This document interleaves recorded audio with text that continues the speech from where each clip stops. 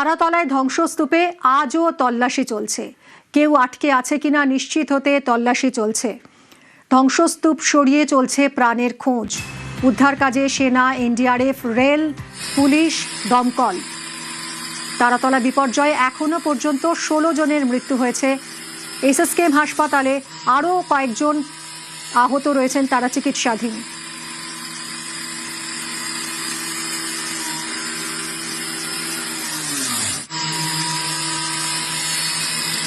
ধ্বংসস্তূপ সরানোর আগে উদ্ধারকারীরা একেবারে নিশ্চিত হতে চাইছেন যে আর কেউ আটকে আছে কিনা এই ধ্বংসস্তূপের নিচে, আর সেটা নিশ্চিত হওয়ার জন্যই চলছে তল্লাশি কাজ।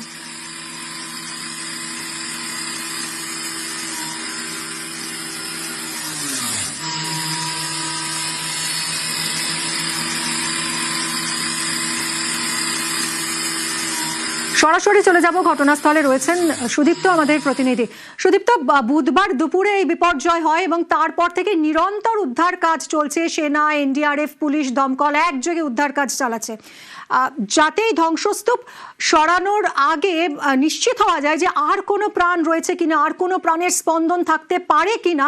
সেই জন্যই কি এখন একেবারে শেষ পর্যায়ের কাজ চলছে? আমরা যে ছবিটা দেখছি গ্যাস কাটার দিয়ে কাটা হচ্ছে, সেটা ঠিক কি হচ্ছে?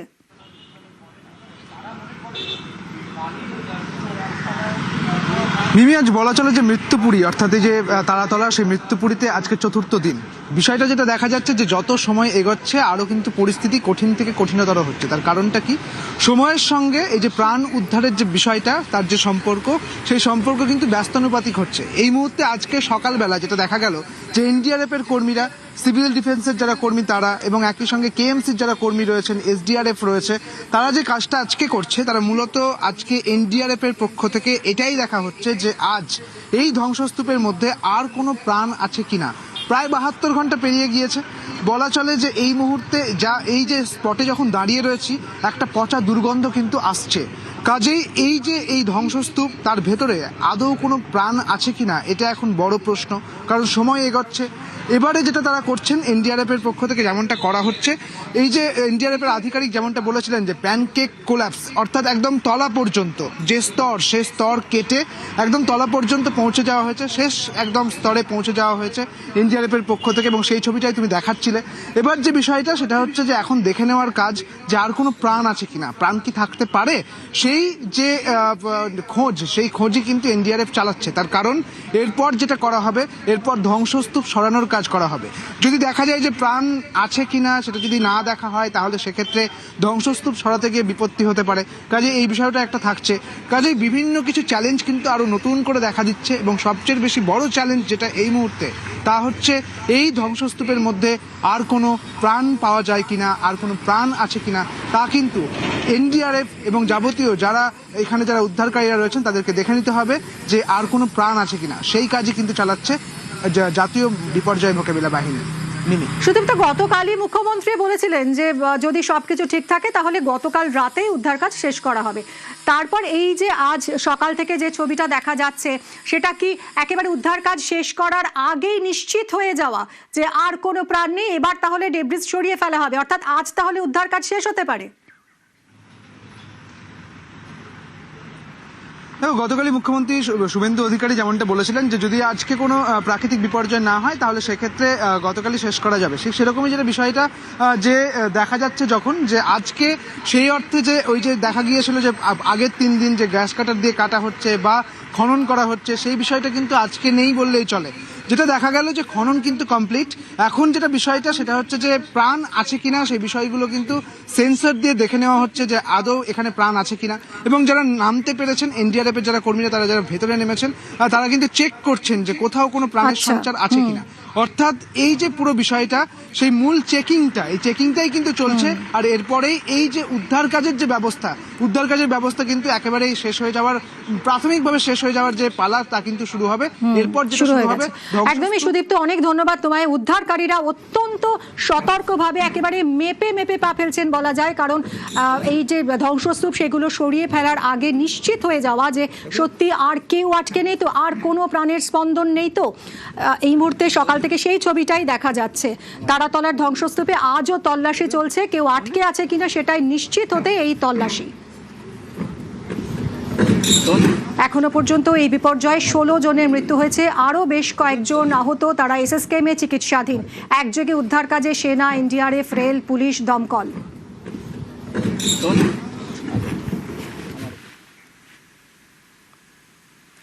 Garden Reach, Anandapur, Taratala. বেআইনি নির্মাণে বিপর্যয়, মৃত্যু মিছিল। অবৈধ নির্মাণের ফাঁস থেকে সিটি অফ জয়কে মুক্ত করতে কড়া রাজ্য সরকার। আসরে মুখ্যমন্ত্রী শুভেন্দু অধিকারী। সব জায়গায় টাকা নিতে নিতে এই সিটি অফ জয়কে এবং বৃহত্তর কলকাতাকে মৃত্যুপুরীতে আপনারা পরিণত করেছেন।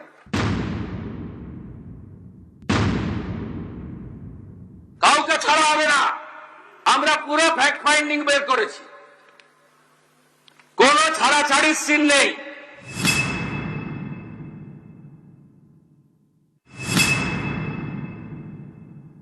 ফায়ার এবং লাইটনিং অ্যারেস্টার, তার একটা অডিট হাই রাইজ বিল্ডিং গুলোতে, কমার্শিয়াল বিল্ডিং গুলোতে সেই কাজটাও তারা করবে।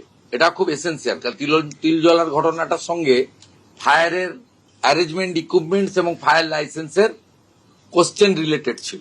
আর গার্ডেন রিচ আর তারাতলার ক্ষেত্রে গার্ডেন রিচে তো প্ল্যানই ছিল না, আর এখানে ডিফেক্টিভ প্ল্যান ছিল, সুপারভিশন ছিল না। তার ফাইন্ডিংস কমিটিও বলবে। আমরা ইনিশিয়ালি যা পেয়েছি, উই আর নট ইঞ্জিনিয়ার।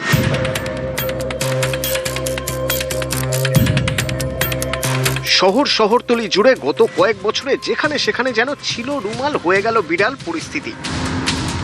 কাল ছিল পাড়ার পুকুর, আজ সেখানে হাই রাইজ। কোথাও খেলার মাঠ হয়ে গিয়েছে শপিং কমপ্লেক্স। দিনের পর দিন জমির চরিত্র বদলেছে, উঠেছে দেদার বেআইনি বিল্ডিং। চেনা শহর হয়ে গেছে অচেনা, পাল্লা দিয়ে বেড়েছে দুর্ঘটনা। 2024 সালের 17 মার্চ গার্ডেন রিচ। গভীর রাতে নির্মীয়মান 5 তলা বিল্ডিং তাসের ঘরের মতো ভেঙে পড়ে, 13 জনের মৃত্যু হয়।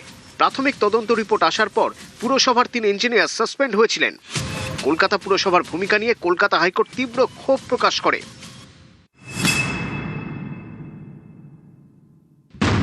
2026 সালের 26শে জানুয়ারি আনন্দপুর। জলাভূমি ও ভেড়ি বুঝিয়ে গোডাউন, ফায়ার সেফটির বালাই নেই। বেআইনিভাবে তৈরি এই গোডাউনে আগুন লেগে ঝলসে মারা যান অনেকে, 27 জনের দেহাংশ মেলে।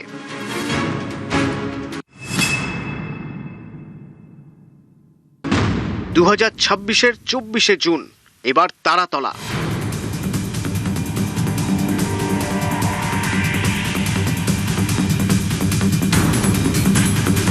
অনেকে বলেন বেআইনি নির্মাণের স্বর্গরাজ্যে পরিণত হয়েছে কলকাতা এবং কলকাতা শহরতলি। এবার ধরে ধরে চিহ্নিত করবে রাজ্য সরকার। Rajarhat, New Town, Maheshtala, Budge Budge, Pujali. অভিযোগের কেন্দ্রে দক্ষিণ 24 পরগনার বিষ্ণুপুর, সোনারপুর, বারুইপুর। এর সাথে আজকে আমরা যুক্ত করেছি সাউথ দমদম, কামারহাটি এবং বরানগর। আর part of HMC, part of Bally, মূলত গঙ্গার পাশে যেগুলো আন্ডার কনস্ট্রাকশন আছে, সেটা উমেশ রায়, ইউডিএমএ, এইচএমসি তারা কথা বলে আইডেন্টিফাই করবে ওয়ার্ডগুলো। সেখানেও কিন্তু আন্ডার কনস্ট্রাকশন গুলোর ক্ষেত্রেই বলা হয়েছে রেল, মেট্রো রেল, আমাদের সরকারি যে কাজ, পোর্টের যে কাজ, এনএইচ এর কাজ, স্টেট হাইওয়ে ডেভেলপমেন্ট কর্পোরেশনের কাজ, বা অন্যান্য যে সমস্ত সেন্ট্রাল এবং স্টেট গভর্নমেন্টের যে কাজ রয়েছে, সেই কাজকে এর আওতার বাইরে রাখা হয়েছে। অর্থাৎ নজরদারি চলবে দক্ষিণ দমদম, বরানগর, কামারহাটি, বালি, হাওড়াতেও। পালা বদলের পর সব বন্ধ, বেআইনি নির্মাণে জিরো টলারেন্স।